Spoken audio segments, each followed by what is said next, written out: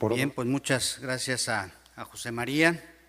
Tomó exactamente 20 minutos y con un enriquecimiento para todos nosotros. Es difícil, y no pretendo hacer un resumen, solamente retomar tres conceptos de su presentación. Resaltaba José María que las empresas producen muchas de las condiciones importantes que contribuyen al bien común de la sociedad, como se ha señalado también por expositores que le antecedieron, y son por consecuencia esenciales para el orden global como un todo, y que logran su mejor contribución cuando a sus actividades se les permite estar orientadas hacia y ser totalmente respetuosas de la dignidad de las personas como fines en sí mismos, que son inteligentes, libres y partícipes sociales. Tiene que haber más empresas con esta visión, más ejemplos. Además nos señala que la sustentabilidad comprende esas tres dimensiones del desarrollo económico, social y ambiental, agregando el foco a la persona humana. Por otro lado, nos señala también que la fuente de energía debe de estar en Dios. Y ayer en la misa, en la homilía, don Emilio Berlí recordaba las palabras de la Madre Teresa de Calcuta: no tomes una decisión sin una oración. Por otro lado, que los políticos deben de poner en práctica, así como los empresarios, el bien común, y que tenemos que involucrarnos como sociedad, hacer una alianza para el bien común, trabajar juntos. Ya el padre Hughes nos comentaba de algunos ejemplos, un par de ejemplos de donde vemos que sí se puede. Y José María termina haciéndonos un llamado a reaccionar, una provocación. Hay que estar a la altura de los tiempos, nos dice, seamos idóneos. ¿Seremos capaces de hacerlo? ¿Estamos preparados? Trabajemos juntos con el resto de la sociedad para lograrlo. Bien, pues vamos a darle nuevamente un fuerte aplauso a José María y voy a permitirme ahora presentar al padre Samuel Fernández, de Santiago de Chile. Voy a leer, padre, me ha de disculpar, un breve, su currículum es bastante amplio. Voy a resaltar tres cosas. Lo primero, que fue ordenado sacerdote en 1992, incardinado en la Arquidiócesis de Santiago. En un doctorado en Teología y Ciencias Patrísticas del Instituto Agustinianum de la Universidad Lateranense. Fue de 2002 a 2003 vicedecano de la Facultad de Teología y en 2 periodos, el último del 7 al 9, decano de la Facultad de Teología. También del 2010 al 2012, director de la revista Teología y Vida de la Facultad de Teología de la Pontificia Universidad Católica de Chile. Ha participado en diversos proyectos de investigación. Uno de ellos fue investigador responsable de un proyecto de estudio de los manuscritos inéditos del padre Alberto Hurtado. Ha publicado también diversos libros. Señalo un par de ellos, la lista es grande. Un disparo a la eternidad, retiros espirituales predicados por el padre Alberto Hurtado. Otro, Jesús, los orígenes históricos del cristianismo desde el año 28 al 48 después de Cristo. También tiene varios artículos científicos. Uno de ellos es una pregunta: ¿reformar al individuo o reformar la sociedad? Un punto central en el desarrollo cronológico del pensamiento social de Alberto Hurtado. Otro, el fundamento teológico del compromiso social de San Alberto Hurtado. Padre Samuel Fernández, adelante y bienvenido nuevamente. ¿Quiere usar Sí, okay. Yo creo que hablo desde aquí. Sí, está avance, retrocede y el puntero está aquí.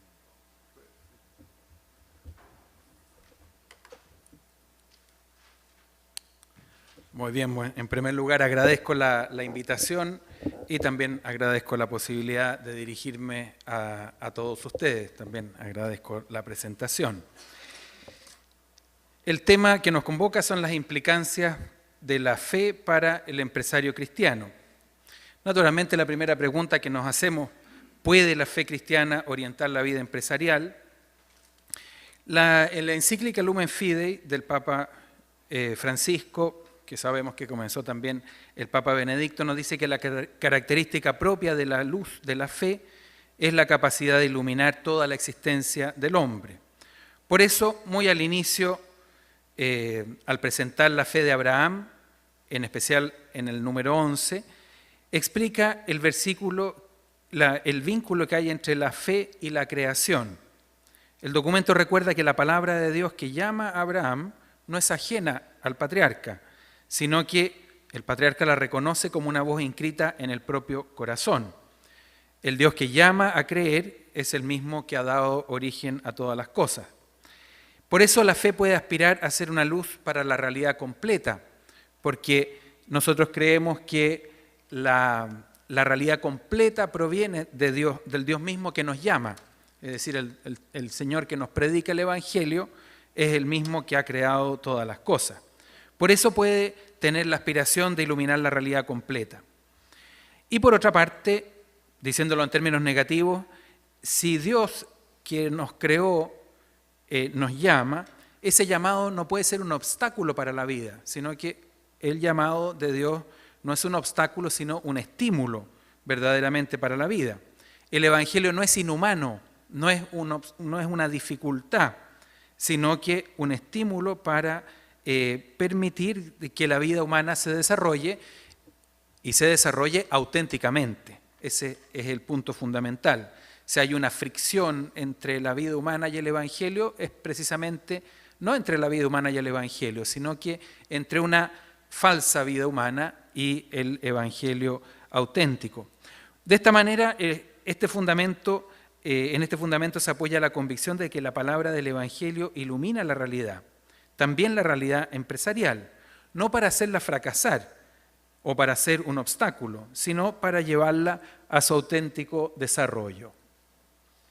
Ahora, otra pregunta que nos podríamos hacer, o mejor que ustedes también pueden hacerse y posiblemente se habrán hecho, bueno, pero ¿es legítimo integrar opciones de fe en el mundo empresarial? Porque en el mundo empresarial no todo el mundo es creyente. Alguien podría decir, dejemos las convicciones de fe para la vida privada y en la empresa, ¿no es cierto?, o en el ámbito público no las podemos integrar precisamente porque son cuestiones de fe. Pero nosotros podríamos reflexionar y decir que cualquier organización humana supone una manera de comprender al ser humano. Una universidad, un colegio, una empresa, una asociación de gobierno, todos los que participamos en la construcción de la estructura de la sociedad, lo hacemos desde determinadas convicciones, desde determinadas concepciones de lo que es el ser humano. No es posible colaborar con el desarrollo de la sociedad sin una antropología. Mientras nosotros profesamos una antropología que proviene del Evangelio, y ciertamente que siempre ahí nosotros tenemos que revisar en qué medida nuestra propia antropología efectivamente proviene del Evangelio. Pero decía, mientras nosotros profesamos una antropología que viene del Evangelio, otros profesan antropologías que provienen de Kant, de Hobbes, de Platón, de Marx, de Freud, de Aristóteles, etc. En otras palabras, nosotros podríamos decir que todas las organizaciones humanas son confesionales. No es que algunas sí y otras no, porque las que no profesan otras cosas y en ese sentido también tienen una confesión de base. Incluso la afirmación que a veces también podríamos escuchar. A mí no me interesa la filosofía, yo soy un hombre práctico, solo me guío por los resultados cuantificables. Esa afirmación supone una opción filosófica y antropológica de reducir la realidad, que es mucho más amplia, a ciertos resultados cuantificables. Por ello, el Papa Benedicto XVI, en su encíclica Caritas in Veritate, afirmó: hoy es preciso decir que la cuestión social se ha convertido radicalmente en una cuestión antropológica. Tal vez se pueda decir que esta afirmación encierra el corazón de la encíclica, precisamente porque el fundamento de todo proyecto de desarrollo humano es una idea del hombre. Ahora, siguiendo adelante, nos podemos preguntar, ¿no es cierto?, cuáles son las implicancias que la fe cristiana tiene para el empresario. El Hijo de Dios asumió la humanidad completa, no una parte de ella, sino que la humanidad completa. Por ello, la fe cristiana tiene que ver con todo el hombre y tiene consecuencias para toda la vida humana. Simplificando mucho las cosas, podríamos decir de que la fe tiene consecuencias que se refieren a la voluntad y también otras que se refieren a la inteligencia. Cuando decimos que tiene implicancias para la voluntad, se trata de implicancias evidentes. El Evangelio nos exhorta a querer el bien, a buscar el bien, no solo el bien propio, sino que el bien para todos. Busca el bien común, evitar las malas prácticas, encaminar la vida de acuerdo a la ética, etc. Es decir, hay una exhortación a nuestra voluntad, a nuestras decisiones. Estas implicancias son mucho más evidentes y por eso yo, como son 20 minutos, prefiero desarrollar las implicancias que se refieren a la inteligencia, que ellos son menos evidentes y por ello creo que vale la pena insistir en ella. Al decir que la fe repercute sobre la inteligencia, estamos diciendo que la fe permite comprender, permite ver, entender la realidad de una manera más profunda. San Agustín decía, el que cree ve más. Nosotros muchas veces asociamos la fe con la ceguera, ¿no es cierto? Uno dice, esta persona tiene una fe ciega, como que fuera algo bueno eso. La fe no nos hace ciegos, sino que nos hace ver más profundamente. Una persona que tiene fe logra descubrir dimensiones humanas que son verdaderas en todo ser humano. El que cree ve más. No por casualidad la encíclica del Papa Francisco, redactada junto con el Papa Benedicto, se llama La luz de la fe. Es decir, ella nos recuerda esta capacidad de iluminar la realidad completa. Ahora, cuando nosotros decimos de que hablamos de las implicancias en la inteligencia, nos referimos a que la capacidad de comprender las cosas con una mirada nueva, esta manera de comprender implica también una manera de actuar. En la medida que nosotros valoramos ciertas cosas, ponemos los medios, ¿no es cierto?, para efectivamente buscar aquello, ¿no? Y eso, digamos, estos cambios de comprensión en ámbito mucho más amplio son frecuentes en las empresas. Por ejemplo, lo que se gasta en publicidad o en imagen corporativa, tal vez si nosotros pensáramos en 200 años atrás, habría parecido una cosa absurda gastar plata en eso y hoy en día se ha comprendido cómo funcionan las cosas y eso se realiza. El cuidado del planeta, eso también es una novedad. Hoy día nosotros sabemos que pueden haber grandes proyectos que fracasan o triunfan de acuerdo, digamos, a los temas medioambientales. La preocupación por el clima laboral, etc. Hace algunas décadas no se reconocían, ni se evaluaban, ni se valoraban, ni se financiaban. Hoy que se comprenden mejor ciertas realidades, la empresa puede dedicar recursos y buscar, ¿no es cierto?, desarrollarlo. Hay cuestiones que no eran percibidas, no porque no existieran, sino que simplemente porque no se había tomado conciencia de su valor. Y una vez que se toma conciencia de su valor, se comienzan a valorar y a buscar. ¿Qué es lo que provocó el cambio? ¿No es cierto? Una manera distinta, una manera nueva de comprender las cosas. Asimismo, ¿no es cierto?, volviendo a la fe, la fe al darnos una visión nueva, una visión más amplia de la realidad, nos permite valorar cosas que tal vez en otros ámbitos no se valoran, pero nosotros estamos convencidos de que esas cosas son reales. Entonces, todo este camino, ¿no es cierto?, nos lleva a preguntarnos por los principios éticos que son los que están, digamos, que deben ser llevados precisamente a la empresa. Los principios éticos fundamentales, la vocación del líder empresarial, que se ha comentado ampliamente, ¿no es cierto? En ella se nos dice que los principios fundamentales que aporta la antropología cristiana son el valor de la dignidad humana y el bien común. Ahora, la pregunta es cómo pueden ponerse en práctica estos principios para que sean operativos en la vida de una empresa. La sociedad actual, ¿no es cierto?, experimenta profundos cambios. A veces nosotros como iglesia vemos fundamentalmente los aspectos negativos de los cambios, nos asustamos frente a lo que está pasando, pero hay muchos cambios que son positivos. Uno de ellos, tal vez uno de los más relevantes, con todas las deficiencias y ambigüedades que podría señalarse, es una renovada conciencia de la dignidad de la persona humana y una fuerte exigencia del respeto de la dignidad y de la igualdad fundamental. Este cambio social puede ser un importante aliado para el fomento de prácticas empresariales más centradas en la dignidad de los seres humanos. Naturalmente, estos principios deben estar presentes y operativos en las conciencias y en las decisiones de cada líder empresarial cristiano.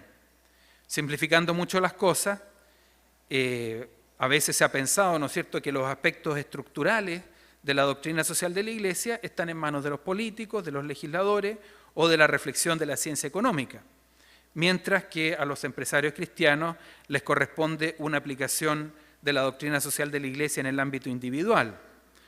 Por eso yo quisiera referirme al desafío de integrar los principios éticos fundamentales en la estructura de la empresa, no solamente en el ámbito individual, sino que en el ámbito más estructural, ¿no es cierto? Estas consecuencias individuales las conocemos y sabemos que nos toca a veces, les toca mejor, ¿no es cierto? Yo no soy empresario, les toca a ustedes tomar decisiones en que ahí, digamos, efectivamente la luz de la fe los ilumina y los anima, pero a la vez nosotros quisiéramos reflexionar ahora sobre de qué manera se puede integrar en la estructura de toma de decisiones, en la estructura de una empresa, estos principios éticos fundamentales.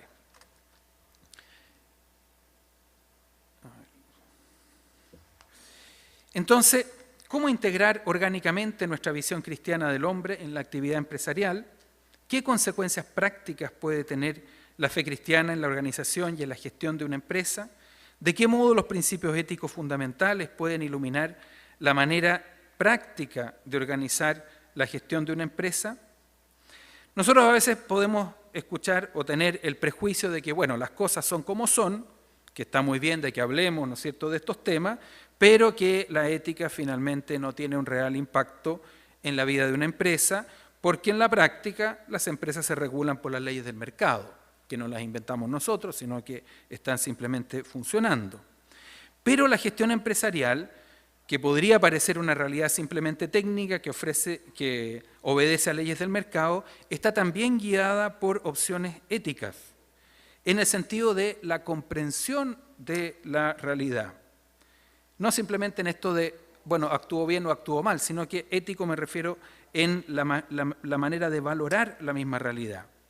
En el sentido amplio de la palabra, las metas de una empresa, los modos de medir, los modos de evaluar, los modos de incentivar, implican opciones éticas fundamentales. Y aquí tratamos, ¿no es cierto?, de buscar algún tipo de aplicación práctica a lo que estamos reflexionando. Entre muchas cosas, ¿no es cierto?, entre muchos caminos, un camino para integrar el valor de la centralidad del ser humano y del bien común a la gestión empresarial es incluir estos principios en la planificación estratégica, en los indicadores de desarrollo, en las maneras de evaluar y de incentivar a los que están relacionados con la empresa.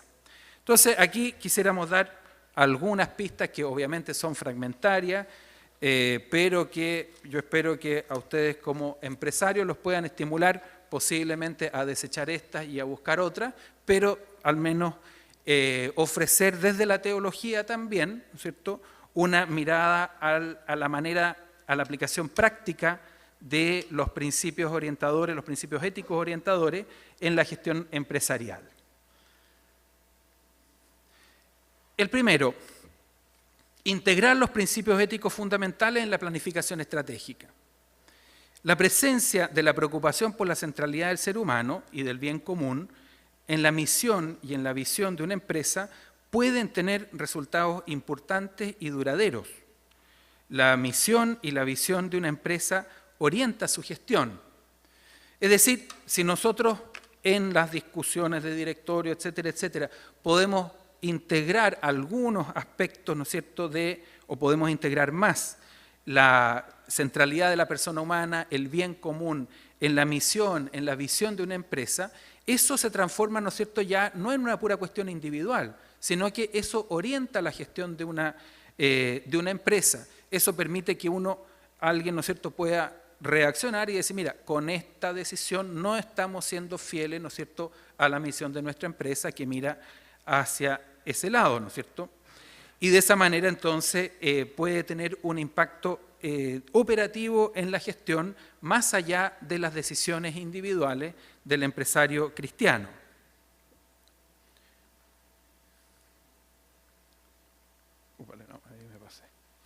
Por otra parte, favorecer indicadores más humanos. En la conferencia anterior, ¿no es cierto?, se hablaba del reduccionismo antropológico. La pregunta que nos hacemos, hoy en día, ¿no es cierto?, todas las empresas miden su desarrollo, miden su crecimiento, la universidad también, eso es evidente. Ahora, ¿cómo medimos? ¿Con qué parámetros medimos? En definitiva, ¿con qué indicadores? ¿Qué indica que las cosas van bien? Una cuestión que parece tan técnica como la elección de indicadores de desarrollo de una empresa implica decisiones éticas fundamentales, porque los indicadores seleccionados indican qué realidades parecen valiosas para la empresa. La necesidad de integrar algunos de estos indicadores, o sea, tenemos que buscar cómo integrar algunos de estos indicadores que reflejan la centralidad de la persona y del bien común. Por ejemplo, los índices de clima laboral, que son una realidad, digamos, en el arco del tiempo son relativamente nuevos, efectivamente, si los índices de clima laboral se miden, se trabajan, se fortalecen, se presentan, ¿no es cierto?, en los balances de una manera destacada, efectivamente va a haber una gestión empresarial que va a buscar el beneficio de sus trabajadores. Lo mismo podríamos decir con el cuidado del planeta, la contribución social, la responsabilidad social empresarial, la colaboración con la superación de la pobreza. Si nosotros estos índices los integráramos en el balance, se discuten, se evalúan y se financian. Nosotros sabemos en la empresa lo que no se evalúa no se financia, ¿no es cierto? Si logramos con creatividad, ustedes se imaginan, estas cosas son las que se me ocurren a mí, que soy teólogo, ustedes que son empresarios se les ocurrirán cosas mucho más adecuadas, ¿no es cierto? Pero ¿cuál es el punto? Es colaborar para que la convicción que nosotros tenemos acerca del valor del ser humano pueda estar integrado precisamente en la gestión de la misma empresa. Para esto se requiere creatividad. O sea, los índices de clima laboral alguien los inventó, alguien comenzó a impulsarlo y hoy en día se han puesto, digamos, en un lugar muy importante. Los mejores lugares para trabajar, eso tampoco, hace 30 años creo que casi no existían, hoy día sí existen. Es decir, hay maneras de ir avanzando para que la empresa sea un lugar más humano. Otro punto que podríamos presentar, ¿no es cierto?, ¿cómo evaluamos la gestión empresarial? O sea, la manera de evaluar orienta la gestión de una empresa. A veces los modos de evaluar no están alineados con nuestro discurso. Decimos que queremos trabajo en equipo, pero nuestro modo de evaluar fomenta la rivalidad. Yo pongo un ejemplo, ¿no es cierto?, bien conocido por mí, la manera de poner notas. A veces uno en la primera clase dice, a mí lo que me interesa es que los alumnos piensen, que reflexionen, que tengan ideas propias. Y después, si tienen unas ideas propias que son distintas a las del profesor, mal, ¿no es cierto? O, por otra parte, uno dice, me interesa que reflexionen, que relacionen los temas, pero después las pruebas son fechas y números y cosas así. ¿Qué es lo que pasa? Si yo hago pruebas de ese tipo, indudablemente que estoy incentivando una manera de estudiar.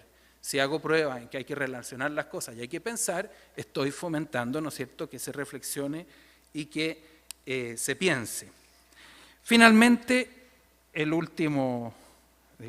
última propuesta de aquí sería cómo incentivamos la superación de los trabajadores. ¿De qué manera incentivamos la superación de los trabajadores? Aquí nosotros hay una gran reflexión sobre cómo evitar los incentivos perversos que creen rivalidad entre los trabajadores o rivalidad entre los trabajadores y la empresa. Para algunas ideologías los hombres somos adversarios, para otras los hombres somos competidores. Para la antropología cristiana el hombre no es enemigo del hombre, ni tampoco es simplemente competidor, sino que es un hermano. Desde la fe cristiana el triunfo de un hermano es una buena noticia para los demás.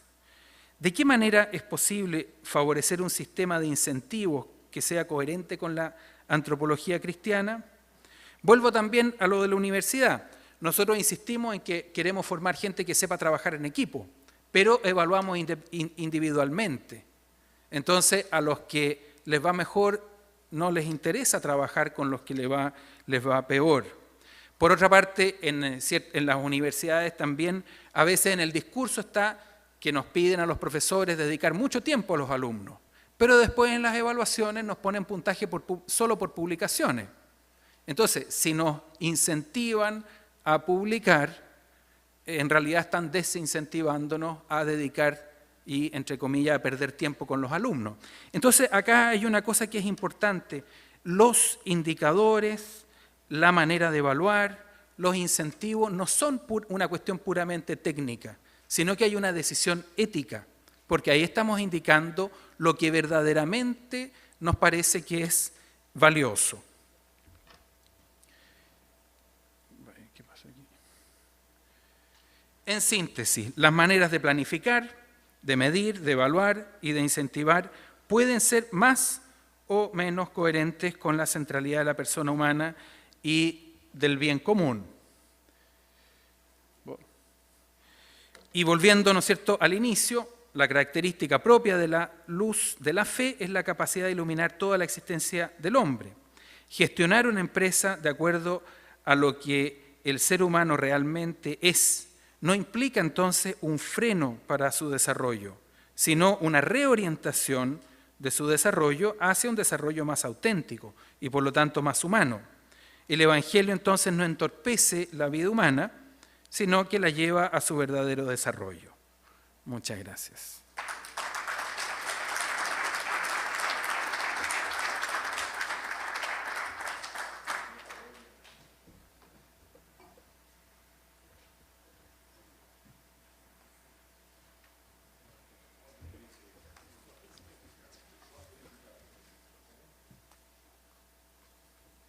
Pues muchas gracias al padre Samuel Fernández por esta excelente conferencia.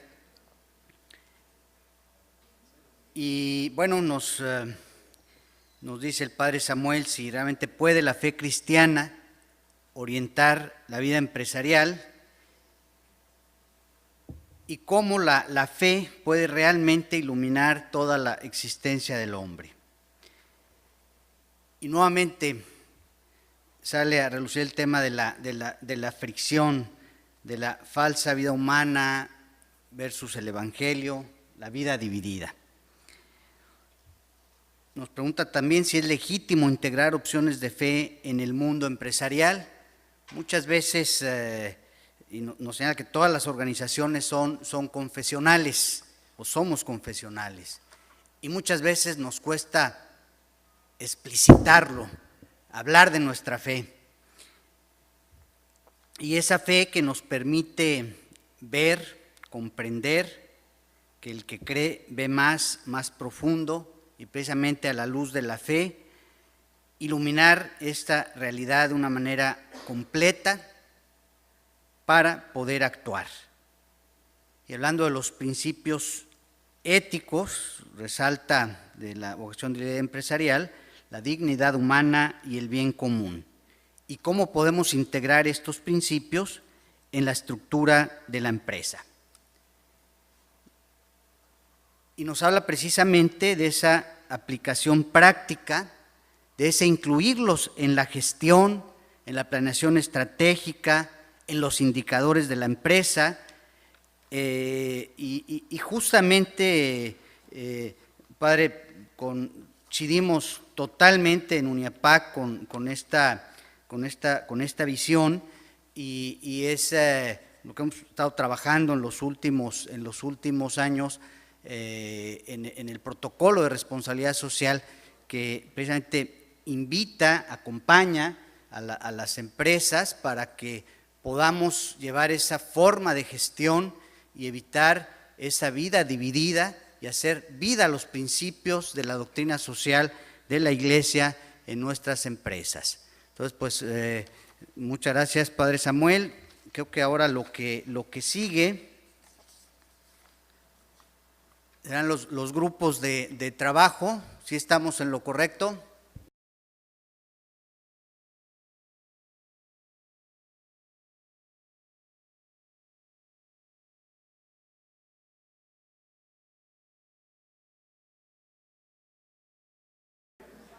Le voy a pedir también a Luis Riva, de Argentina, dado que José María Simone, es difícil que pueda contestar desde tan lejos. Luis Riva, quien es Past President de la UNIAPAC Latinoamericana y Past President de ACDE Argentina, la UNIAPAC Argentina, pues va a ser el empresario que conteste a sus preguntas y haga algunos comentarios. Luis, por favor, y nuevamente le damos un aplauso a nuestros dos panelistas.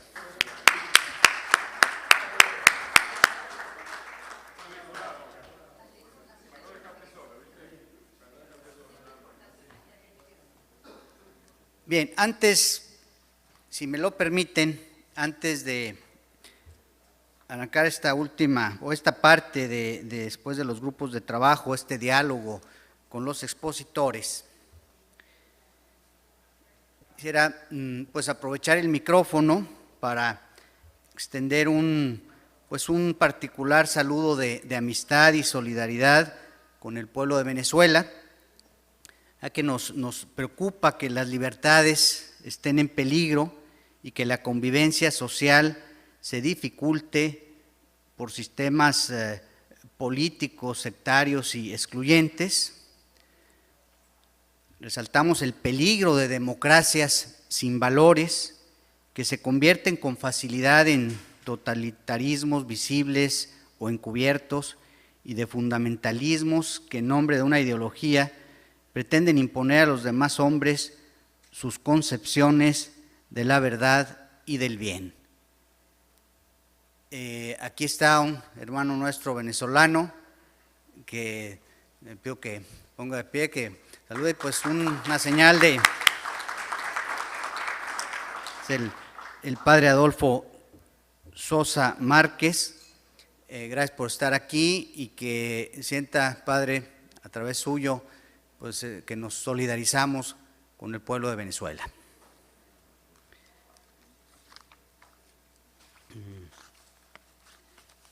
Entonces vamos a iniciar con el diálogo.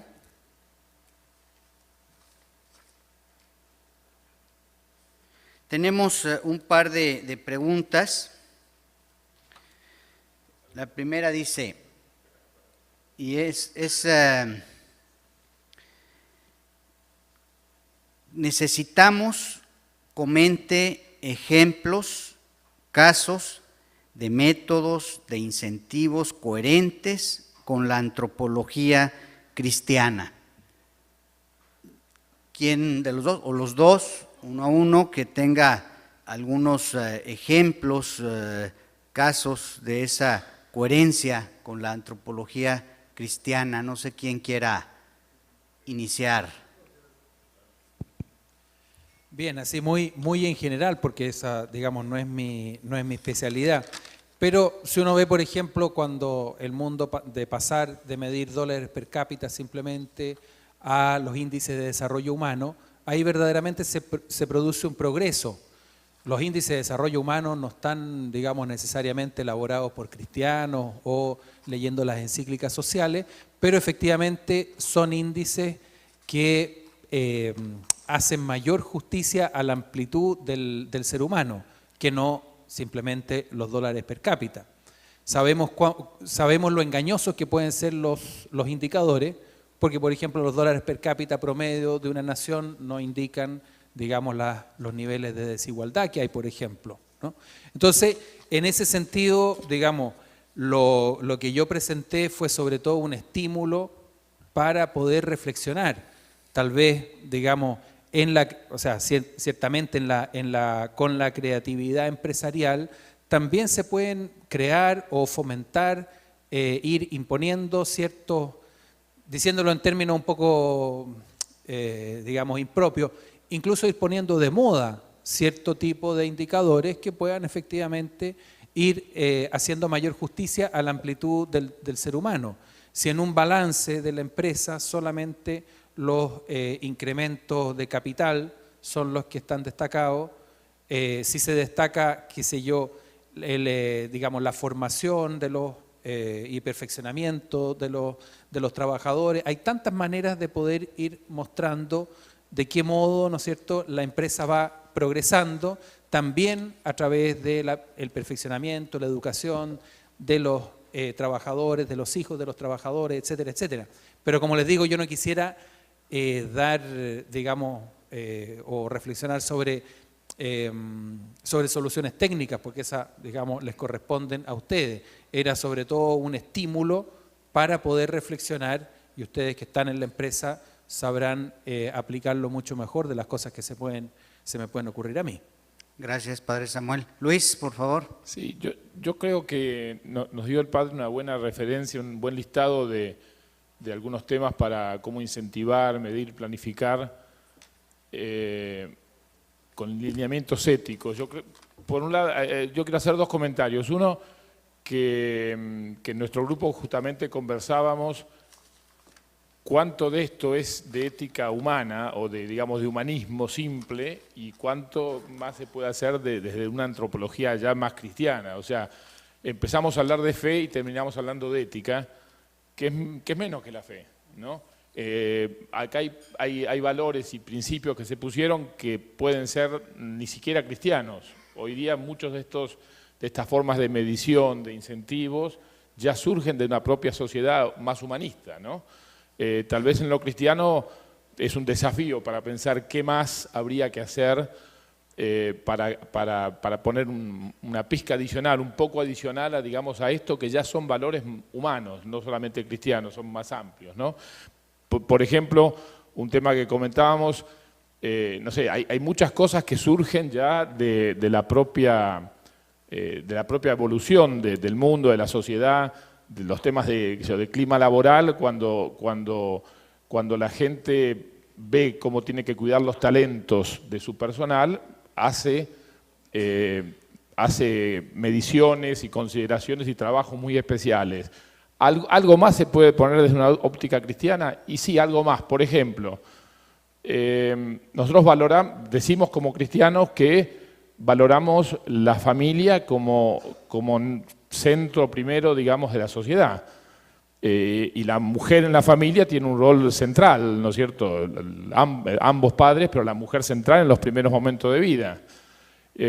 Por otro lado, la sociedad nos lleva, y también es bueno para el respeto de la mujer y para la valoración de la mujer, que se pueda desarrollar profesionalmente. Y a veces en nuestro pensamiento no buscamos las formas de ser compatible con esos dos respetos, el valor de la familia y el respeto a la mujer que quiere desarrollarse, digamos, profesionalmente.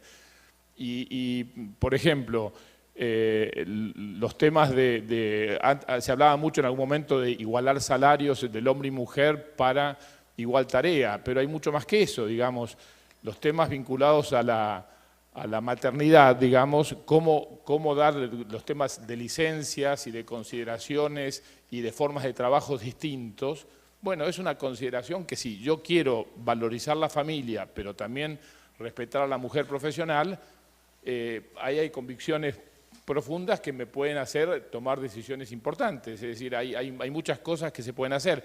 Es más, hoy en día hay cosas, digamos, hay en todo esto de la mujer en el trabajo y de la valoración de la familia, surgen cosas digamos, también pasado los primeros tiempos de maternidad, por ejemplo, todo lo que es,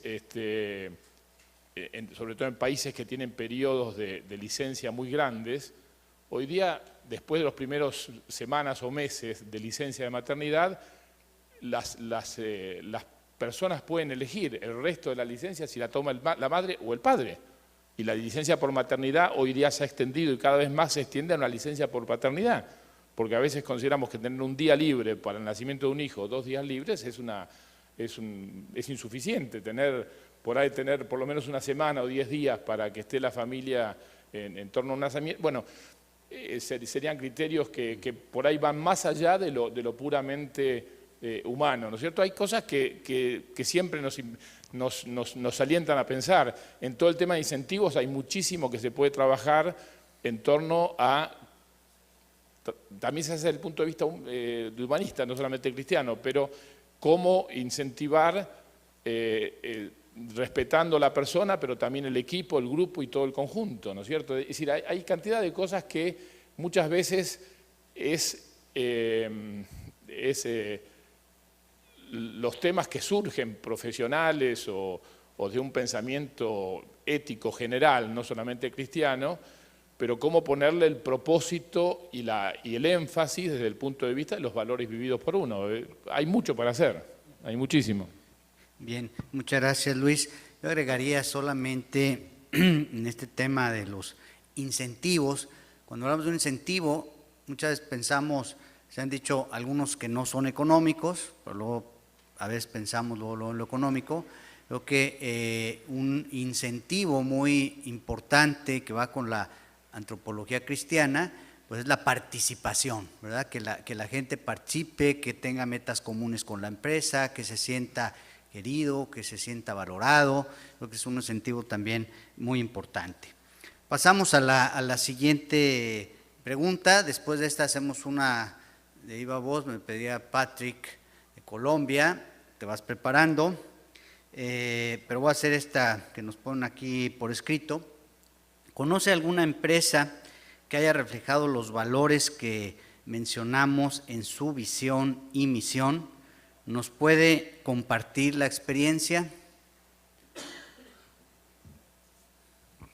Bueno, creo que conocemos varias. Yo miro caras acá y tengo caras que son redundantes en estos ejemplos, ¿no? No sé, miro a los amigos mexicanos y veo empresas como Bimbo, que en todo su accionar y sus valores tienen esto, pero digamos, yo creo que, digamos,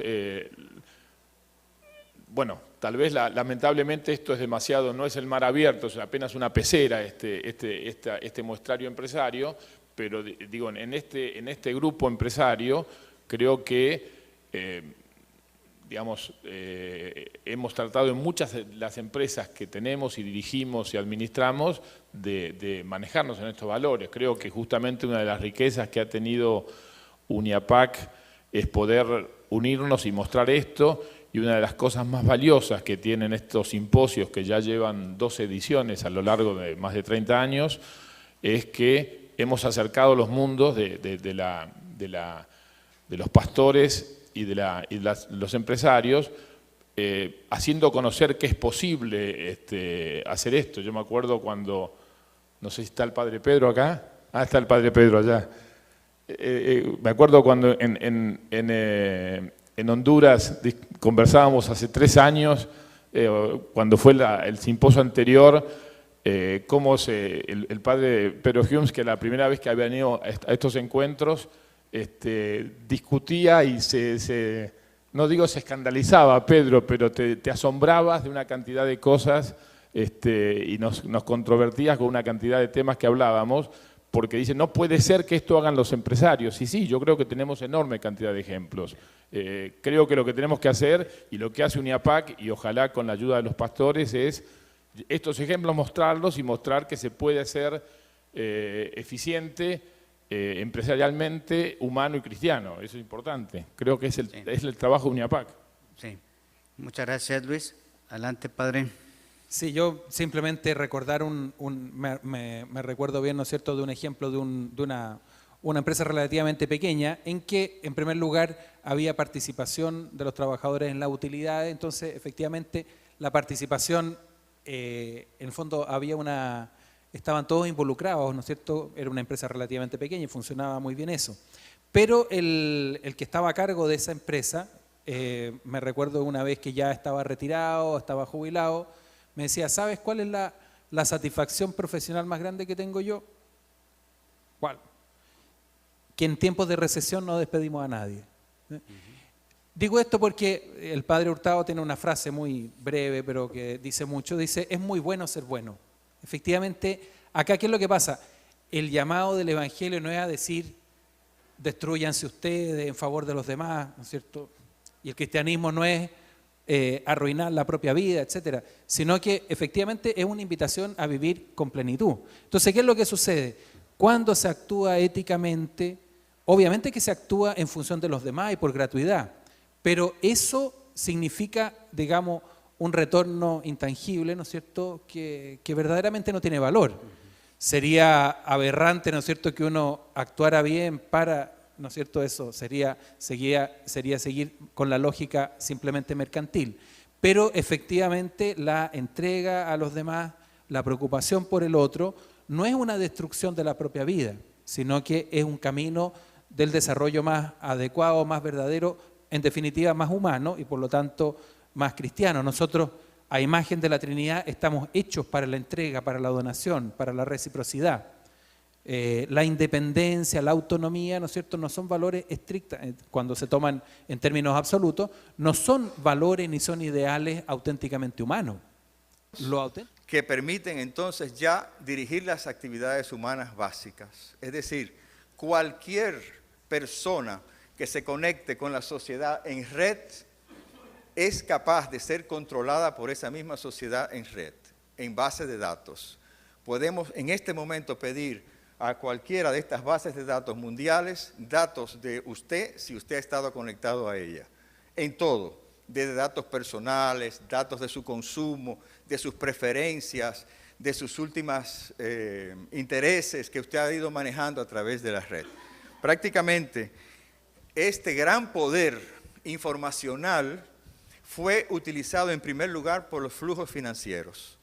Y dentro de los flujos financieros surgen estos grandes ejecutivos que fueron capaces de trabajar directamente con datos econométricos para poder llevar sus empresas a un crecimiento ilimitado, nunca regresivo, en espiral constante de rentabilidad para acumular capital. Y un capital que no se podía medir ni siquiera de manera material, sino también virtual. Y este gran invento de cómo podemos lograr una enorme acumulación de riquezas ininterrumpidamente, siguiendo datos econométricos que vienen digitales, esto fue la base también de la tendencia autodestructiva de ese sistema. Es decir, llegó a un punto tal que el mismo sistema que había conseguido todo tipo de desregulaciones, que había conseguido todo tipo de licencias para trabajar, el mismo sistema empieza a tener una gran crisis y esa crisis empieza a provocar a su vez secuelas sucesivas en las áreas industrial, laboral, comercial, fiscal, política, social, al punto de que para algunos filósofos europeos llaman a este tipo de desarrollo capitalista el capitalismo digital del ego, porque lo que realmente se desarrolla es un nuevo egoísmo, no un nuevo capitalismo, ¿no? Y se ha planteado, sobre todo Ulrich Beck ha planteado este trabajo sobre el capitalismo digital del ego con todas sus implicaciones. Ahora, ¿cuál es el impacto sociocultural a nivel general? Ya habíamos dicho, todas las áreas del accionar humano caen bajo alguna forma de control digital planetario, todas. Empezamos con los flujos financieros y luego vino la comunicación, la información, el consumo manipulado, los temas de seguridad, la educación, en fin, hasta las religiones están dentro de estos grandes mercados automatizados. Eso se verifica por diferentes mecanismos. Uno de ellos es la capacidad de conectarse y de desconectarse que se tiene en la red. En cualquier momento puedes estar en el mundo virtual y luego estar en el mundo real. Y esta capacidad tan rápida de pasar de uno a otro llega a entorpecer la capacidad de entender la realidad local y llega también a ir creando una copia, un mimetismo de patrones de conducta que vienen por la web, que vienen por la red, que vienen por diferentes medios. Al punto tal de que mucha gente ya no logra entender su realidad, no sabe bien cuál es su realidad local, ¿no? Porque está más en el mundo virtual o en otro tipo de conexión. Entonces, dentro de este mundo se hace capaz, así como se hace capaz rápidamente pasar de un mundo a otro, también se es posible hacer cualquier tipo de transacción en milésimas de segundo. Entonces, hay toda una serie de actitudes y de conductas que van haciéndose líquidas, como dice Bauman. ¿Qué quiere decir? Que antes teníamos una modernidad muy sólida, muy establecida, muy regulada, y ahora cada vez más pasamos a un mundo donde las informaciones y los flujos son tan fluidos, como es su palabra, que se va poniendo líquido, como si fueran los vasos comunicantes. Usted le da un vaso comunicante y todo el líquido se va moviendo y mueve los otros rápidamente. Antes era como si usted le diera una piedra a un pedazo sólido que no podía, usted le daba y no hacía casi nada. Hoy la sociedad es entendida como la sociedad líquida. ¿Qué hay en una sociedad líquida? Bueno, muchos consumidores que pueden hacer una rápida velocidad del gasto y que pueden también observar cómo los cambios le van pasando casi sin darse cuenta.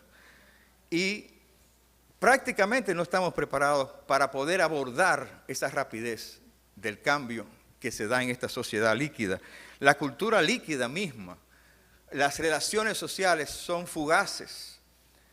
Prácticamente se llama esto, como dice aquí Bauman, la cultura del desapego, la cultura de la discontinuidad. Estoy haciendo algo y tengo que abandonarlo porque me llegó otra cosa de una manera rápida. La cultura del olvido, la cultura de los vínculos efímeros, la cultura de los valores inestables. Y eso ha sido caricaturizado. Esto es una caricatura del periódico El País, por ejemplo, donde ustedes ven que aquí hay una mujer que está siendo asaltada y aquí hay 10 personas que viven en estos apartamentos que todos están viendo que la mujer está siendo asaltada, pero todos están comentando en el Twitter o recibiendo por diferentes medios que hay una mujer que está siendo asaltada.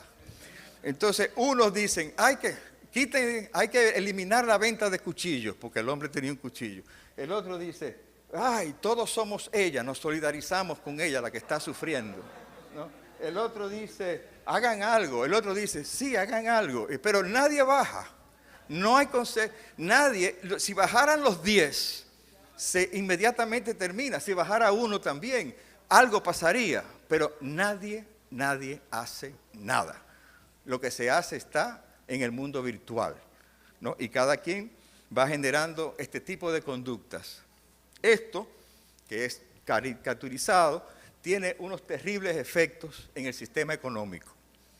Porque en el sistema económico, este capitalismo está exigiendo a los trabajadores cambios constantes en sus patrones de trabajo. Exigencias continuas, 24/7. Puede haber algún tipo de presión para contestar algo, para hacer algo, para cambiar un rol. Y los mismos trabajadores se viven desincentivando de este continuo cambio y transitoriedad. Y se van convirtiendo cada vez en entes que ya están compitiendo continuamente dentro de la misma empresa. La antigua forma de competencia de empresa y empresa se sigue dando, pero también se da dentro de la empresa y también se da dentro de trabajadores. Entonces, toda esta competencia continua lo que trae como consecuencia es una ausencia de solidaridad. Incluso se destruye el sentido de comunidad dentro de las mismas instituciones, con un individualismo exacerbado. De ahí también el mismo modelo pregona una ilusión. Todos podemos ser emprendedores. Todos podemos hacer una acción creativa, sin observar las condiciones para las cuales esto se puede dar. Para algunos filósofos, como Hahn, por ejemplo, él dice, ya no hay lucha de clases. Cada persona tiene la lucha consigo mismo, porque a cada persona le han dicho, tú puedes. Y entonces, si no puede, la culpa es de él. Entonces, todo el proceso lo que trae es frustración continua. Y es una ilusión. Richard Sennett, en un trabajo hecho en Estados Unidos, en esta última década, demuestra que de todas las empresas iniciadas en los últimos 10 años, el 93% tuvieron que cerrar menos antes de llegar a los 3 años de iniciada la empresa. Y esto también trae efectos sobre los jóvenes. Un sector que aparentemente luce como que no tiene problemas, porque tiene muchas cosas en las cuales distraerse.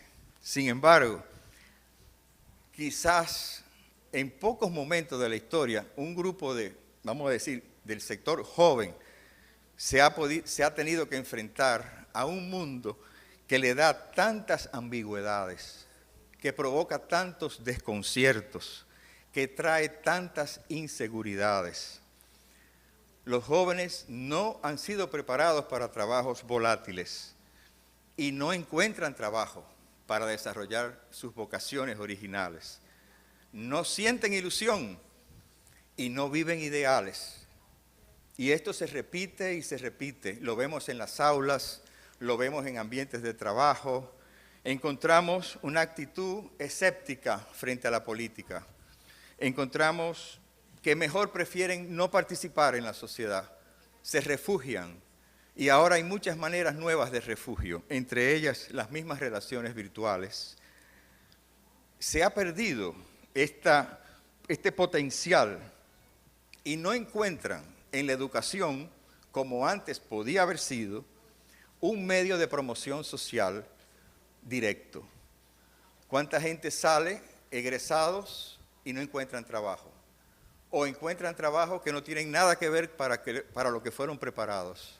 O tienen que trabajar, sí encuentran, pero en más de un trabajo, en 2, en 3 trabajos. Y siempre con una sensación de que no está la remuneración de acuerdo a la expectativa que el título le había dado. Y hay más frustración. Y lo mismo ocurre a nivel de los políticos, ¿no? ¿Cómo vemos estas nuevas élites? Se encuentran sin apego a los territorios donde están. No hay sentimientos de pertenencia. Y entonces no tienen, de alguna manera, algún compromiso real con sus sociedades. ¿Cuántas empresas han cambiado, han cerrado, se han mudado en cuestión de días y a veces de una manera muy fugaz? ¿no? ¿Cuántas han tomado decisiones que ha dejado a todo el mundo paralizado de que de repente no están? Y entonces, esta sensación de que los flujos que manejan las grandes empresas en realidad no están en ningún territorio, no tienen sentido de pertenencia. Esto a nivel de políticos es un problema, porque antes los políticos podían negociar con la gente que hacía los negocios, con la gente que hacía las empresas. Ahora los políticos cuando van a trabajar con la gente local, eso es una cosa. Pero cuando van realmente a negociar, tienen que negociar con los flujos extraterritoriales. Es lo que se llama el divorcio entre la política por un lado y el poder por otro lado. Y eso indiscutiblemente deja a los políticos muchas veces a merced de esos flujos financieros y hasta de esas grandes mafias que existen a nivel transnacional. En síntesis, los grandes impactos son los siguientes del modelo. La ciudadanía ha perdido confianza en los financieros y en los políticos. Los partidos se vuelven negocios, son consorcios económicos. Se dificulta el consenso de planes nacionales. Hay menos oportunidades de colaboración extranjera. Hay una fuerte amenaza a la estabilidad, una gran inseguridad en la sociedad. Resurge el populismo. Se generaliza la cultura del miedo. La gente ya no se mueve por grandes ideales, la gente es cautelosa para movilizarse y más bien se mueve buscando beneficios a corto plazo, de cosas que le generen seguridad. Se alimenta el individualismo defensivo, el temor al otro, cada día más, el rechazo, xenofobia, racismo, hasta odio al otro. Proliferan las protestas y movimientos sociales, pero ojo, sin que haya una vinculación ideológica clara.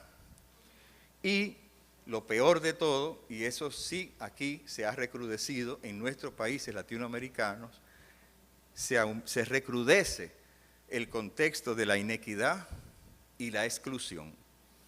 Y hablo de exclusión. Nosotros vivíamos en mundos donde había explotación. Ahora, además de la explotación, hay exclusión. Exclusión significa que hay masas y masas de gente que no van a tener derecho a oportunidades, que no van a estar integrados en la sociedad, porque el sistema lo excluye, no lo explota. Es que no cuentan, no tienen oportunidades. Y esto es el principal motor que genera la violencia, que paradójicamente genera un consumismo desenfrenado, porque cualquier cosa que se consigue inmediatamente es para consumir algo que pueda satisfacer esa sensación de exclusión, ¿no? Y otra cosa paradójica, la sociedad, al ver tan severamente instaurados procesos de exclusión, va perdiendo interés, se vuelve indiferente frente a la justicia social y frente al bien común. Y todo esto, entonces, nos lleva a pensar en alternativas. Ahora, con una realidad cruda, tenemos que pensar, y es verdad que será posible, que un nuevo capitalismo sea más humano, o que se pueda crear una nueva economía que engendre una cultura que respete el valor de la vida, que respete al otro. Y hay que decir que sí. Y hay que decir que sí, porque si analizamos lo que está ocurriendo en muchos países, inclusive los nuestros, son la aparición de nuevas formas de enfrentar la situación, de enfrentar la crisis y de trabajar por encima de la crisis y con la crisis. Y hay muchas experiencias que están surgiendo precisamente en nuevos movimientos sociales, la mayoría no partidistas, que auspician transformaciones económicas, que auspician una nueva manera de ver la vida, de buscar valores y prácticas para ver si es posible cohesionar nuevamente las comunidades que están fragmentadas. Se habla, inclusive en autores que les puedo señalar, confesos ateos, materialistas, se habla recientemente de una cultura de esperanza. Y esa cultura de esperanza es captada en experiencias que se van ido desarrollando, que para ellos son brotes de culturas alternativas de esperanza, ¿no? Y esto es importante que nosotros sepamos que se puede generar esperanza en este momento tan difícil, porque precisamente de donde viene este movimiento esperanzador es de la cultura. Es darle a todos esos instrumentos culturales que han servido para otros fines, es darle contenidos y buscar formas de adaptación de esos instrumentos culturales para generar nuevas actitudes y nuevas prácticas. Por eso es que se habla de que la alternativa saldrá de la cultura más fácil que salga de la economía o más fácil que salga de la política. Es precisamente en la integración de los tres paradigmas, política, economía y cultura, pero con base en cultura, con fundamento en cultura, que vamos a poder encontrar nuevas alternativas de acción social y económica con esos recursos culturales.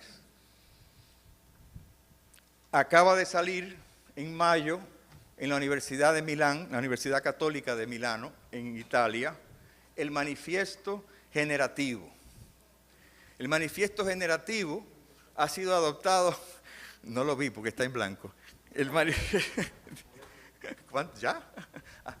Bueno, ya termino. El Manifiesto Generativo dice que podemos alcanzar una nueva sociedad cuando podamos aportar a la sociedad, no cuando podamos seguir sirviéndonos de la sociedad, cuando podamos generar, cuando demos en vez de cuando compremos, cuando generemos en vez de cuando consumamos. ¿Cómo vamos a llegar ahí? Es asociándonos con cultura. Y esto es una fuente de inspiración en estos momentos. Pero la mayor fuente de inspiración en este momento es el documento pontificio de la alegría del Evangelio. Porque ¿qué hace este documento pontificio? Todo lo que he hablado previamente está recogido, brillantemente sintetizado por el Papa en el documento. Solamente le digo, ¿cuáles son los desafíos que el Papa plantea? Miren las palabras. No a la exclusión, no a la idolatría del dinero, no a un dinero que gobierna en lugar de servir, no a la inequidad y a la exclusión, no al consumismo desenfrenado y no quedarnos al margen de la lucha por la justicia social y el bien común. Prácticamente integrando los males que tenemos que afrontar. ¿A qué propone esto? Propone el Papa la Iglesia en salida, la Iglesia a la búsqueda de soluciones, a la búsqueda de recuperar la frescura original del Evangelio para un cambio integral en nuestro modo de vida. Y ahí están señalados. Son grandes faros, son grandes luces, son recomendaciones que aquí las hemos puesto muy globales, pero hay que aterrizarlas leyendo, trabajando con la exhortación y lograr ponerla en práctica. Muchas gracias.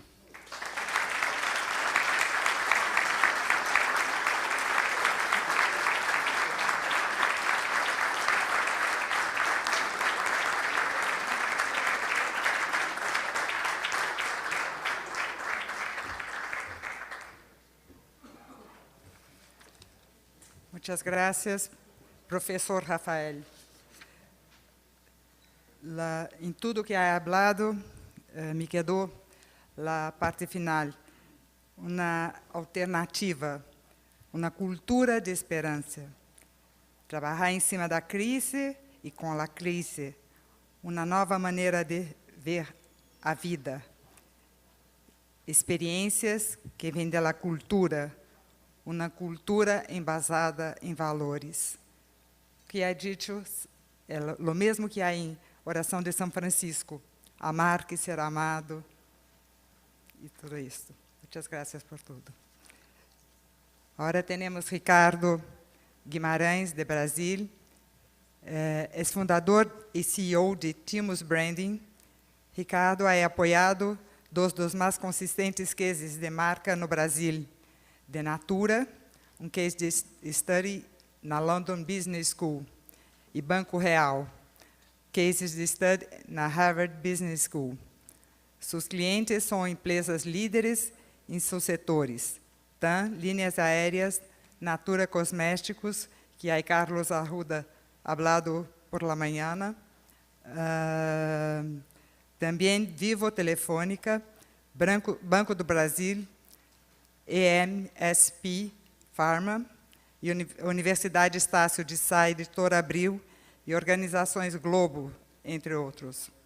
Ricardo Guimarães é membro do Conselho da Fundação Nacional de Qualidade, em São Paulo, Companhia de Danças e do Instituto ATA, Gastronomia e Sustentabilidade. Também membro do Conselho de RAPS, Rede de Apoio Política e Sustentabilidade. Ricardo é coautor dos livros Gestão Integrada de Ativos Intangíveis e Liderazgo Basado em Valores. É também casado e tem 4 filhos e 3 netos. Ricardo, por favor. Gracias.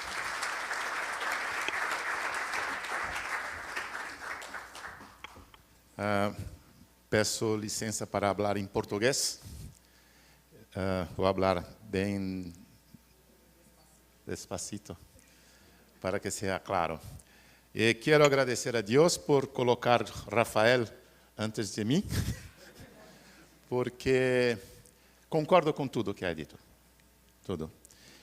E vou tentar colocar na prática o que estão fazendo a partir desta realidade que Rafael mostrou.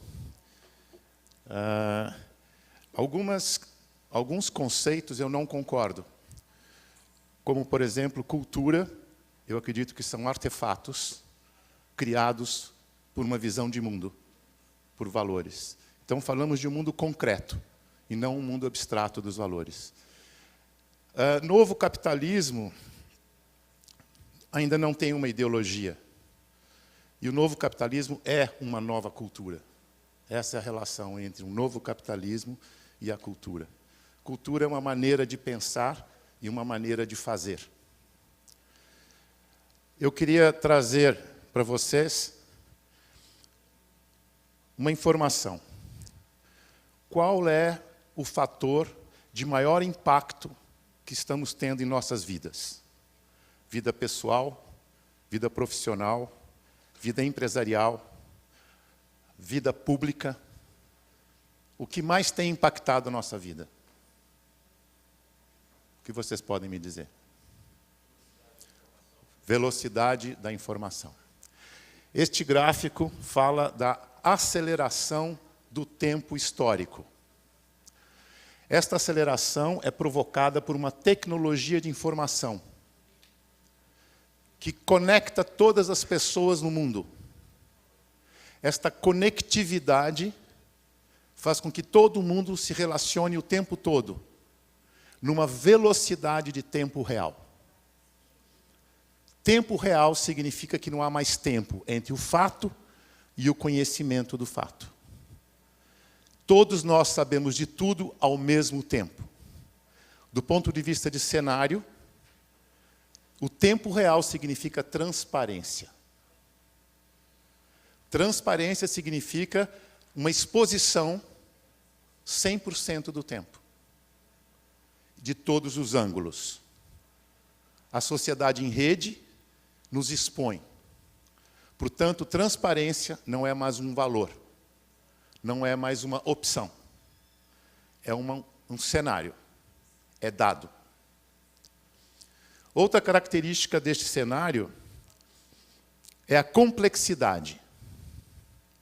Todos os elementos estão conectados, tomando decisões simultaneamente. Portanto, tem muita coisa acontecendo ao mesmo tempo. Isto é complexo. Complexidade significa simultaneidade de ocorrência no sistema. Fica muito difícil você fazer previsões de relação de causa e efeito linear, porque tem muita coisa acontecendo ao mesmo tempo, então não consigo fazer previsões seguras. E essa é outra característica do cenário. Transparência, complexidade e imprevisibilidade. Incerteza. E instabilidade. Este cenário estável, permitia a construção de instituições com uma base ampla, altas, piramidais, verticais. E a nossa vida foi organizada confiando nas instituições, na estabilidade do cenário e na estabilidade das instituições. Aquilo que deu certo no passado era considerado certeza de que aconteceria também como certo no futuro, porque o cenário era estável.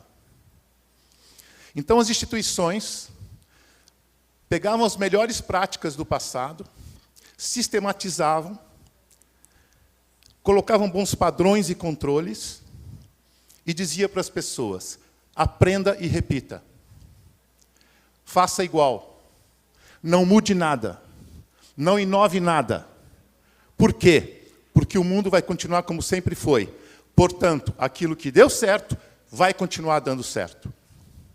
Isto é, nossas instituições foram desenhadas, foram estruturadas, foram estimuladas para conservar. Este é o design das organizações.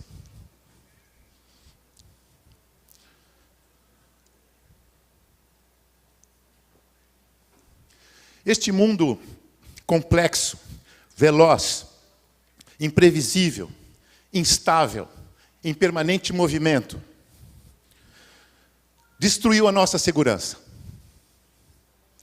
Grandes CEOs de grandes corporações globais se viram incompetentes para gerenciar a complexidade do mundo contemporâneo. Eu vou contar a história de um que vocês conhecem. Um CEO de uma grande organização global, perdendo o mercado em todos os países em que atuava, problemas de corrupção interna, lobbies internos dentro da organização, muita complexidade, problemas financeiros seríssimos. E ele disse: peço demissão. Não tenho condições de gerenciar esta organização nestas circunstâncias. Eu me retiro. Este é o CEO que pediu demissão. Entregou o problema para o Conselho de Administração. O Conselho de Administração, que são os cardeais, estudou a situação, são pessoas muito bem informadas, estudou a situação, tinha 3 ou 4 perfis alternativos para ocupar o lugar do Bento, escolheu um. E gosto de chamar a atenção para o Conselho da Administração para definir o mérito do Conselho na escolha do perfil do Francisco. Entenderam que o perfil do Francisco era adequado para lidar com a complexidade, com a transparência, com a velocidade, com a instabilidade, com a incerteza do cenário contemporâneo.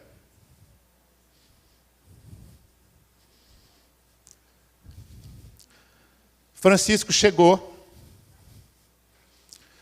e começou a mudar tudo. Tudo. Começou a criar uma nova cultura, baseada em alguns princípios. A principal condição do Francisco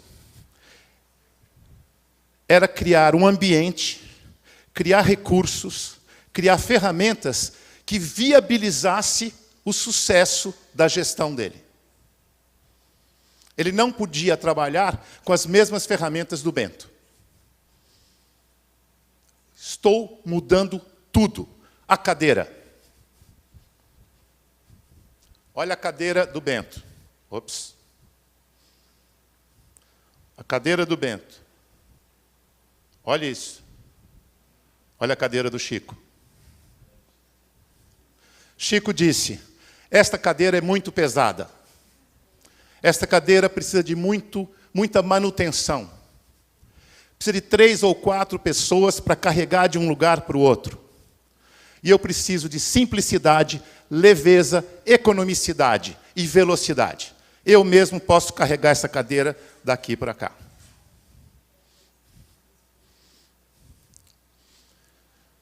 As roupas.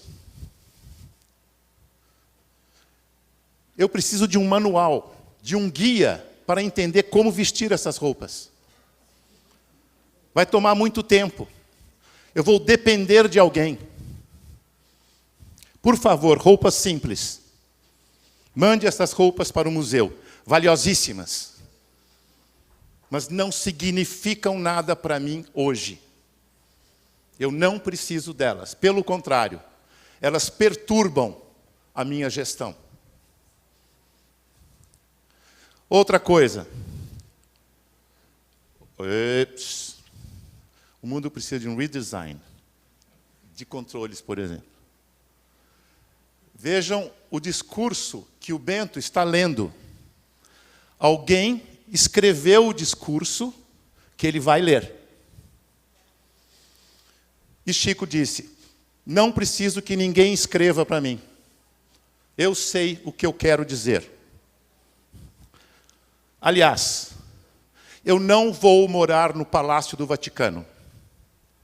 Eu vou para o Palácio Santa Marta. Não quero um quarto de 300 metros quadrados. Vou para um quarto de 30 metros quadrados, como qualquer outro padre. E quero almoçar todo dia com eles, para estar informado sobre o que está acontecendo no mundo.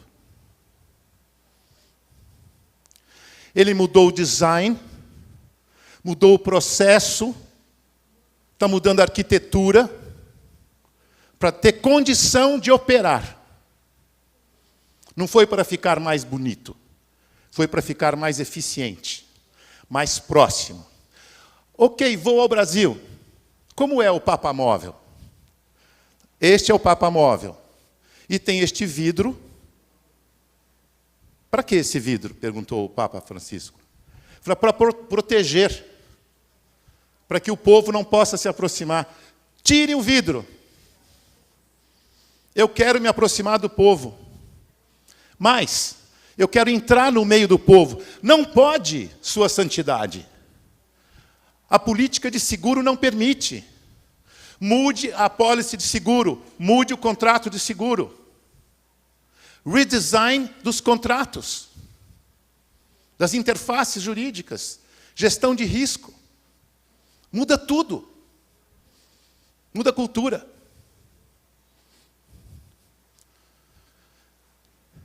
Evangelii Gaudium. Alegria. Há quanto tempo não se fala de alegria na igreja?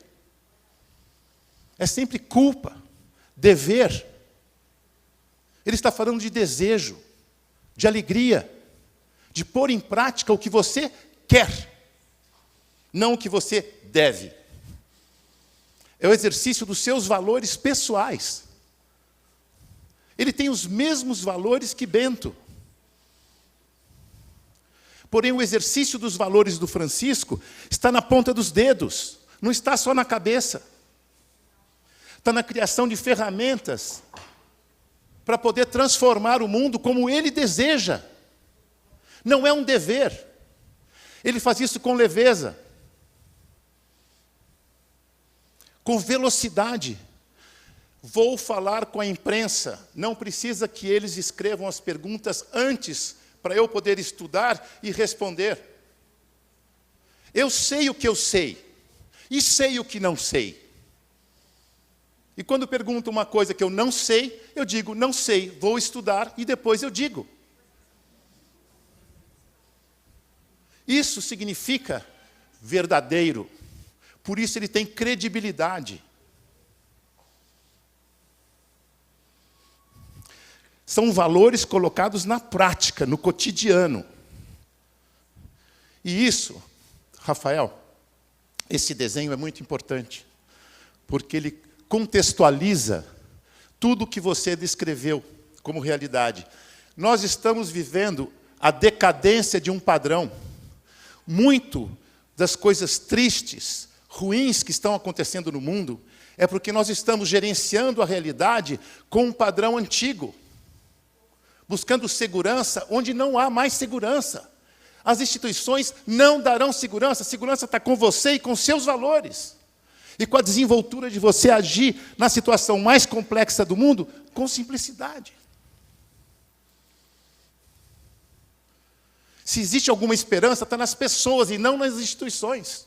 Porque são as pessoas que hoje, na sociedade em rede do século XXI, que fazem as instituições. As estruturas, elas não fazem pessoas boas. São as pessoas boas que fazem boas estruturas.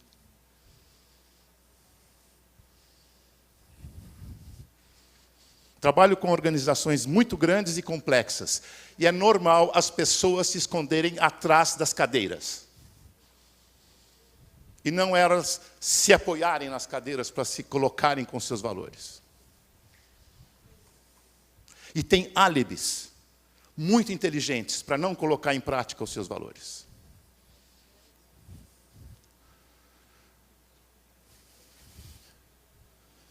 Esta é a capa da Fortune. Essa capa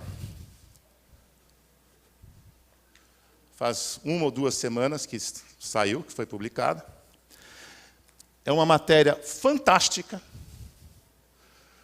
onde Francisco convoca os financistas para falar da estratégia do dinheiro junto ao mercado e junto aos fiéis. Ele não dissocia a estratégia financeira da missão da igreja. Isso é novo. Coloque o dinheiro onde está a sua fé. Ele diz isso com todas as letras e números. Esta é a revista dizendo: The Pope explained that for his spiritual message to be credible, the Vatican's finances must be credible as well.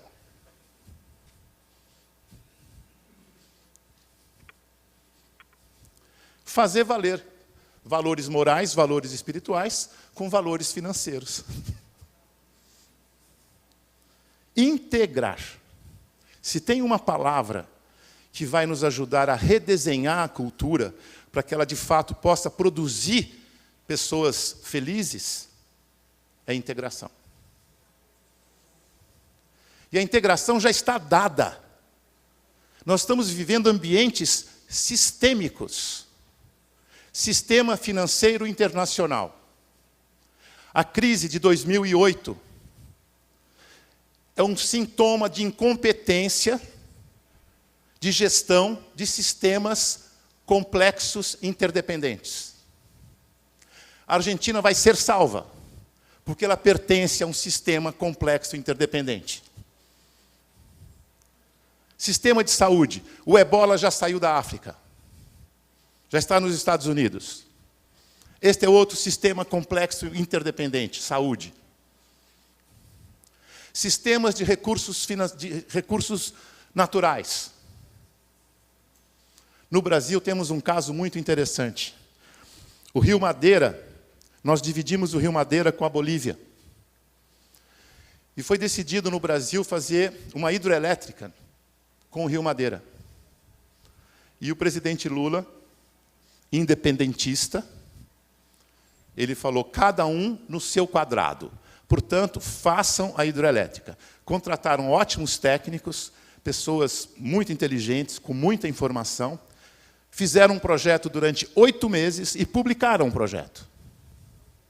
Quando publicaram o projeto da hidrelétrica, no lado brasileiro, a Bolívia disse: vocês não podem fazer isso. O Rio Madeira é fundamental para a nossa indústria pesqueira, que é base da nossa economia. O projeto foi jogado no lixo.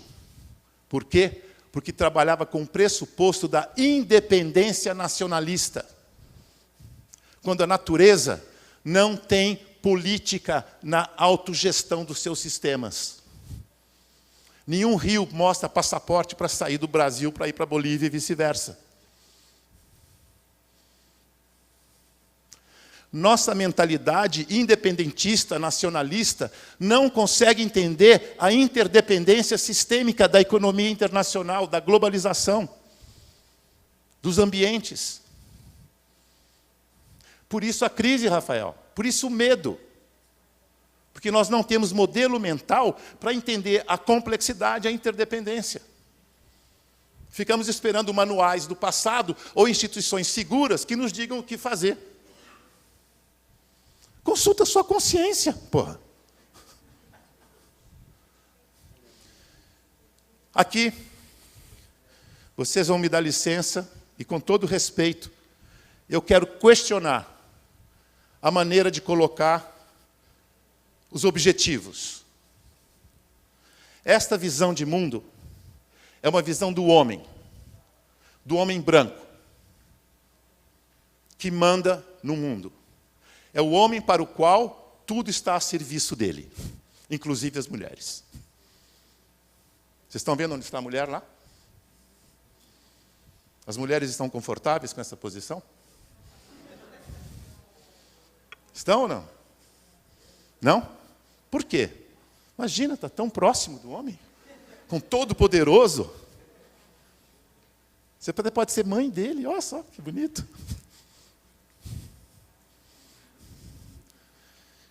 Vocês acreditam que tudo que a gente está fazendo, que o plano divino foi para servir o homem?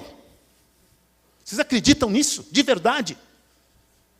Deus estaria fazendo alguma coisa para servir o homem? Ou para servir a vida?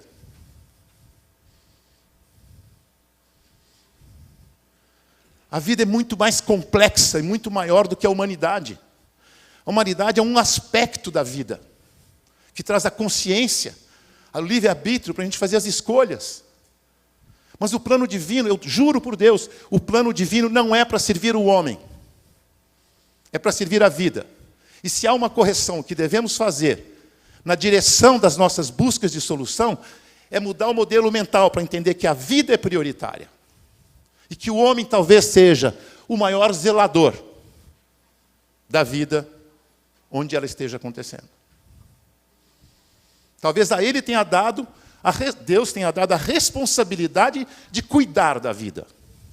E não cuidar só dele.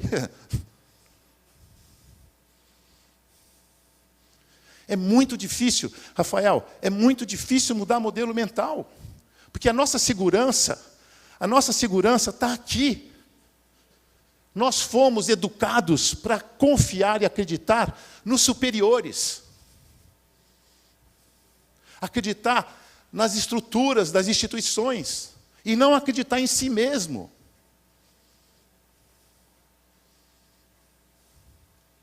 Alguém outro vai dizer se você está certo ou não. A sua consciência não serve. E o que o Chico está fazendo é isso, cara. Pensa com a sua cabeça, com seus valores. Não precisa que alguém escreva o que você vai falar. Amplia a sua consciência. Toma uma decisão, mas que beneficie você e todos ao mesmo tempo. Isso é complexo. Mas encara a realidade. A complexidade é dada. Então, educação é educar para a complexidade. Eu acredito, Rafael, que nós estamos vivendo um momento de transição. Transição, as coisas não funcionam mais como funcionavam e ainda não funcionam como vão funcionar. Então é o momento de fazer o exercício do desejo dos valores para destruir aquilo que não serve mais. Não porque é velho, mas porque não serve mais. Porque tem coisas antigas muito boas, que não devem ser destruídas. Mas tem muita coisa que tem que ser destruída. Obrigado. Estou concluindo já. E propor coisas novas. Mudança se faz com inovação. Inovação se faz com visão crítica. E visão crítica faz com exercício de valores, dizendo, esta cadeira pode ser mais econômica, ela pode ser mais confortável, ela pode acolher melhor o corpo do ser humano. É uma cadeira inadequada para passar o dia inteiro sentado, ouvindo as pessoas falarem.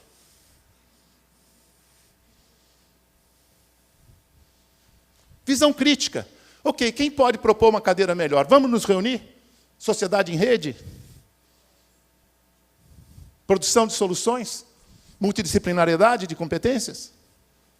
Mas alguém tem que dizer, não está bom.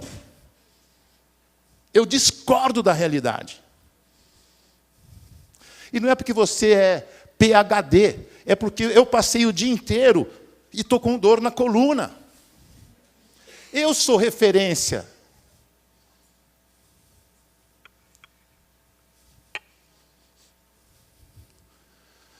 Eu acho que a gente tem aqui uma inspiração extraordinária. Um círculo é mais adequado para lidar com esse mundo tão instável. Se você pega essa estrutura, esse modelo mental e põe aqui, ele não sobrevive. E o conceito que você trouxe da evolução do capitalismo é muito bem-vindo. Porque a evolução é uma resposta de um sistema vivo a um contexto que mudou de um jeito que você não esperava. Então você tem que se adaptar. Você vai interferir e ele vai interferir em você. Essa interação é o fim do comando e controle. Porque você está num plano horizontal com a realidade, interagindo com ela. E não no alto da pirâmide, poucos comandando a vida de muitos. G8, já estamos em 20. Como é que se fala G? G8. Então, estamos em 20. Seremos 30. Teremos 50. Porque a realidade toda tem que estar na mesma mesa. Talvez não presencialmente, mas remotamente, com a rede. Então, eu queria, para terminar, dizer que eu acredito que nós estamos passando por uma transição para um mundo mais humano. Acredito na empresa humanista. Mas não porque é uma idealização, porque ela é mais crítica da herança que estamos recebendo. E, para finalizar, gostaria que o próximo congresso tivesse como tema o valor de mercado da empresa orientada por valores cristãos. Tivemos brilhantes orientações aqui, hoje, sobre o que é uma empresa orientada por valores cristãos. E eu pergunto, qual é o valor de mercado? A sociedade acha essa empresa melhor a ponto de colocar suas economias sobre o seu futuro, a sua poupança nessa empresa? Sem garantia nenhuma de que Deus está do nosso lado, porque Ele quer mais que você se prove?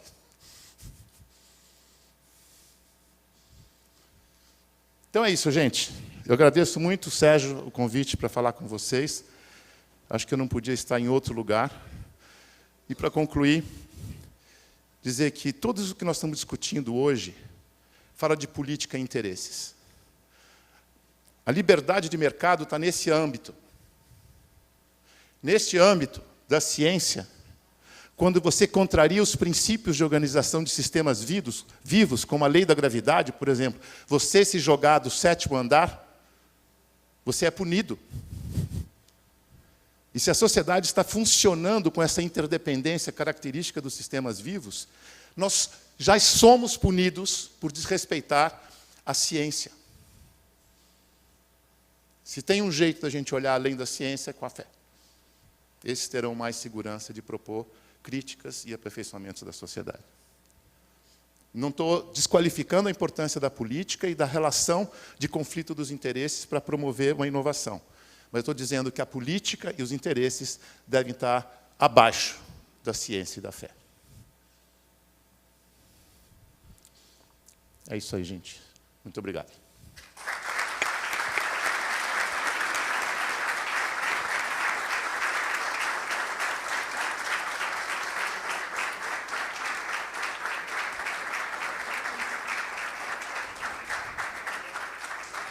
Muchas gracias, Ricardo. Pode ficar aqui, não? Ricardo, quando tu dizes que é necessário integrar para redesenhar uma cultura que gera felicidade. Quando... O que foi? Desistiu? Ah.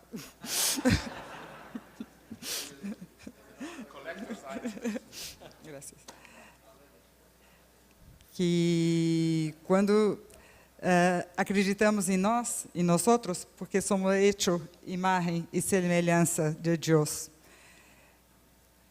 É por isso que necessitamos agir como pensamos e podemos nos inspirar em nós outros e não solamente obedecer.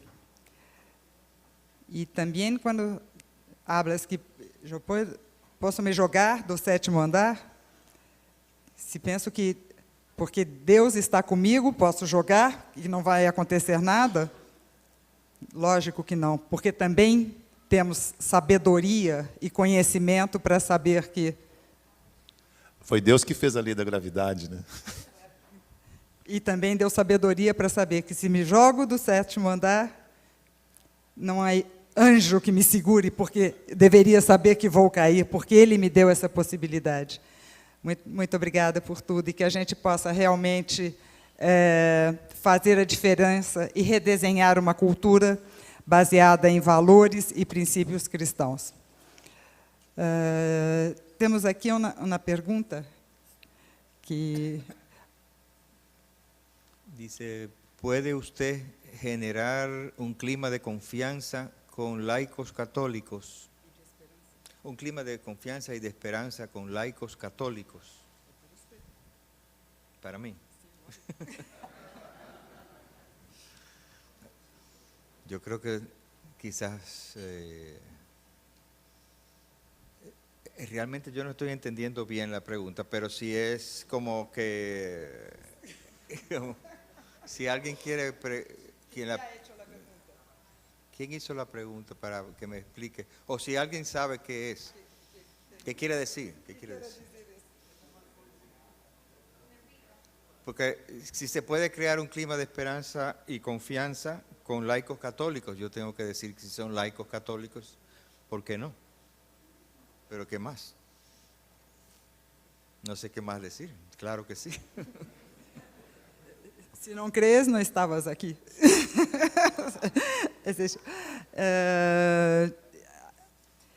Temos um aqui para o senhor. En una sociedad tan líquida, ¿qué se puede hacer para transmitirles a los jóvenes un poco de ilusión, esperanza, motivación, solidaridad y proactividad? Bueno, yo creo mucho en la necesidad de que nosotros produzcamos más contenidos atractivos para poder incorporarlos en las herramientas multimedia que dominan la comunicación. O sea, si se quiere hablar hoy a los jóvenes, hay que hablarles sobre todo con los medios y con las multimedia. Y nosotros nosotros tenemos una cantera de contenidos que explotar, pero ponerlos en un lenguaje adecuado, como bien hizo también la demostración Francisco, de cambiar toda su manera de dirigirse al público. Pues de la misma manera nosotros tenemos que usar esas herramientas, porque nosotros no estamos con la nostalgia de la modernidad sólida. Ya eso pasó. Nosotros tenemos que usar la modernidad líquida. Tenemos que entrar con esas mismas herramientas y usarlas para poder comunicarnos mejor con los jóvenes, sobre todo. Tengo una fórmula. Fórmulas son buenas. Sea verdadeiro, concreto, simples e consequente, como Francisco. Os jovens não aguentam mais os discursos vazios, cheios de adjetivos, que não chegam a nada. E pratica o surf e o skate também. Ricardo, aí hablado de na decadência de padrão, que estamos buscando segurança onde não temos, que a segurança está em nós mesmos, pero que necessitamos uma referência. O que é essa referência? A referência é a vida. Existe uma nova disciplina chamada biomimicry, biomimética, onde o homem se inspira na natureza. A natureza tem mais que 3 bilhões e 500 milhões de anos que está lutando para solucionar problemas complexos, de sistemas interdependentes. O avião foi criado por inspiração num pássaro. O velcro, como se diz velcro? Esto que velcro foi inspirado numa fruta que quando passamos na árvore, ela gruda, ela cola, mamona em português, mamona. O urbanismo em China, em Índia, está usando biomimética para recuperar urbanisticamente as cidades que estão poluídas, que estão destruídas por ignorância do homem. A acupuntura, quer dizer, a natureza a natureza é uma fonte muito inspiradora para buscar soluções. Quando eu falo do surf, o surf coloca você em cima de uma prancha, numa onda, que a sua interação com a natureza, a sua identificação, entender o momento certo de colocar a prancha, como você fica em cima da prancha, a maneira como você se relaciona, isso ensina o espírito, mais do que você vê como as estruturas das organizações estão desenhadas. Então, é buscar onde o espontâneo, onde o vivo, né, traz uma educação do espírito e da mente para poder lidar com o mundo. Bom, seria sair de si mesmo e mirar ao... Não é tão sair de si mesmo, é entrar mais dentro de si mesmo, porque somos a natureza. Mas por meio de você. Não é para olhar para fora, é para sair de dentro. Sim. Bueno, se não temos mais perguntas, eu tenho um aviso. As pessoas que não estão nesse hotel, há um bus e que se deseja ir até seu hotel para se cambiar os trajes, para que a cena típica que temos hoje à noite. Então, se querem, há um bus que estará em El Garden, esperando para trazer de volta hasta as 19h40. Se vão e se vuelven, por favor. Agradeço a Ricardo e também ao professor Rafael por la contribuição. Sí? Há uma pergunta? Não? Se sai a hora, se sai para ir ao hotel e retorna hasta as 19h40.